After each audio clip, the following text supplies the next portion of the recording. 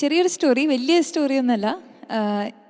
നമുക്കെല്ലാവർക്കും I think മലയാളീസും തമിഴന്മാർക്കും എല്ലാവർക്കും വളരെ ഈക്വലി ഇഷ്ടമായൊരു സോങ്ങാണ് സുന്ദരി കണ്ണാൽ എന്നൊരു song. It's a magic song.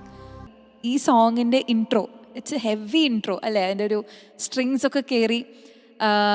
അപ്പോൾ അതിൻ്റെ ഇൻട്രോ പ്ലേ ചെയ്ത് കഴിഞ്ഞിട്ട് എല്ലാ അത് വായിച്ച എല്ലാ ആർട്ടിസ്റ്റ്സും അവർ ഇൻസ്ട്രുമെൻറ്റ്സ് താഴെ വെച്ച് എണീറ്റ് നിന്ന് കൈയടിച്ചു വന്ന് ഇമ്മീഡിയറ്റ്ലി ആ ഇൻട്രോ വായിച്ചതിന് ശേഷം. ബിക്കോസ് അത്രയും കാലം ഈ കേൾക്കാത്ത പോലത്തെ അത്രയും ഒരു ഹെവി ഒരു സ്ട്രിങ്സ് ഇൻട്രോ എന്ന് പറയുന്നത് അവർക്ക് പോലും വിശ്വസിക്കാൻ പറ്റാത്തൊരു ഇതായിരുന്നു. എല്ലാവരും എണീറ്റ് ഇളയരാജ സാറിനെ കൺഗ്രാജുലേറ്റ് ചെയ്തു എന്നൊരു സ്റ്റോറി ഉണ്ട്. ആൻഡ് വൺ മോർ സ്റ്റോറി ഉള്ളത്, ഈ ഒരു ഇൻട്രോ ഉണ്ടാക്കാൻ ലൈക്ക് അവർ നോർമലി പറഞ്ഞു കേട്ടിരിക്കുന്നത് രാജാ സാറിനും മാക്സിമം 30 to 45 മിനിറ്റ്സിൽ ഒരു ഫുൾ സോങ്ങിൻ്റെ നൊട്ടേഷൻ എഴുതി കൊടുക്കാനുള്ള അത്രയും ബ്രില്യൻ്റ് ആണ് അദ്ദേഹം.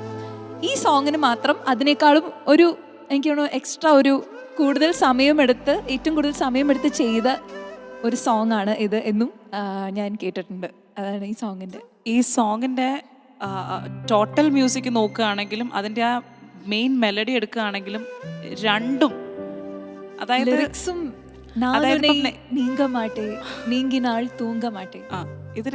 അതിനേക്കാളും അല്ല, അതിനകത്തുള്ള ഓരോ വരികൾ എടുത്താലും സുന്ദരി കണ്ണാൽ ഒരു സേതി അത് തൊട്ടേ ഉണ്ട്. അതായത് എന്നാണ് നമ്മുടെ കല്യാണം എന്നുള്ളത് തീയതി നീ പറ എന്നൊക്കെ പറഞ്ഞിട്ടുള്ള അതായത് ഓരോ വരികൾ എടുക്കുമ്പോഴും ടോട്ടലി കണക്റ്റിംഗ് ആണ്. പിന്നെ ഈ ഒരു പാട്ട് എനിക്ക് തോന്നുന്നു എൻ്റെ ഒരു എക്സ്പീരിയൻസിലാണ്. ഇതിപ്പോൾ തമിഴ് സോങ് ആണ്. ഒബ്വിയസ്ലി മലയാളികൾ എപ്പോഴും തമിഴ് പാട്ടുകൾ ഇഷ്ടപ്പെടുന്ന ആൾക്കാരാണ്.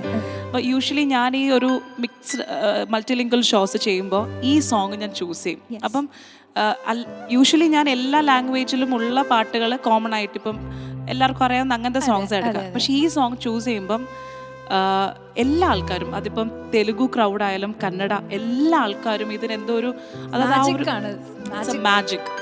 സോ അതും കൂടെ ഇനിയിപ്പം എക്സ്ട്രാ മാജിക് ആക്കും.